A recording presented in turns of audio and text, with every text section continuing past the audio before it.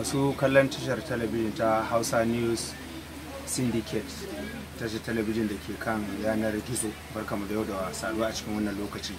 A yau tare da ni akwai manyan baki da na gayyato wanda za mu tattauna yanayin yadda al'ummar Arewa suke gudanar da sallah mazauna kudancin Najeriya, watan a cikin shirin namu na dan Arewa a Kurmi. Sunana Musa Kutama.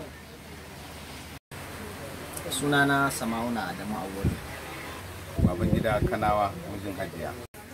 Sama'una, yau al'ummar musulmi mazauna jihar Kuros Riba sun bi sahun takwarorinsu a da ke sassan ƙasa ta Najeriya yin sallah babba. Shin ya kake ganin yadda al'ummar musulmi 'yan asalin arewacin Najeriya suke gudanar da sallah babba a nan jihar Kuros Riba? Da kaga yanayin wuraren da yaran mu nan za su je su yi wasannin su na bukukuwan sallah ya sha bamban da na arewa, wanda za ka ga a kowace unguwa da kowanne yanki za ka ga yara sun fito suna nuna farin cikin su da murna na yin sallah.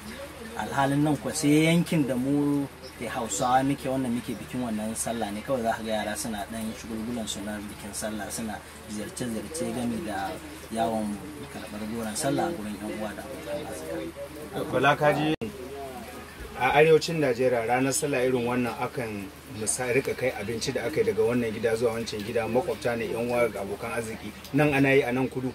To gaskiya dai misali muna yi, alhamdulillah yanzu ma mun ajiye kwanukan abinci ne a nan, mun ci mun koshi har baki, har ma waɗanda ma ba ma musulmin ba sun zo muna cin abinci da su, sakamakon sun zo su taya mu murna.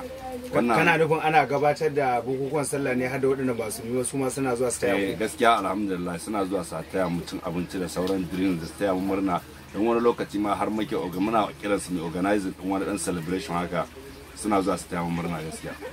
Kaji abin da Bala ya faɗa, shin me hakan take nufi tsakanin wanda ba musulmi ba zai ce dan uwanshi musulmi murnar ainihin wani biki nashi ko na addini ko na al'ada?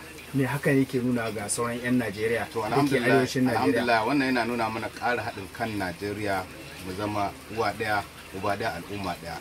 Lura da idan kana biki wani ya zo ta ka biki, gaskiya wannan mutum za ka ɗauke shi da muhimmanci kuma ka tabbatar da wannan mutumin yana son ka. Haka wannan zai ƙara sawa mu dunkule guri ɗaya, kuma wannan zai ƙara taimaka mana na zamantakewa mu a ƙasar mu Najeriya ta zama Najeriya guda ɗaya, ƙasa ɗaya.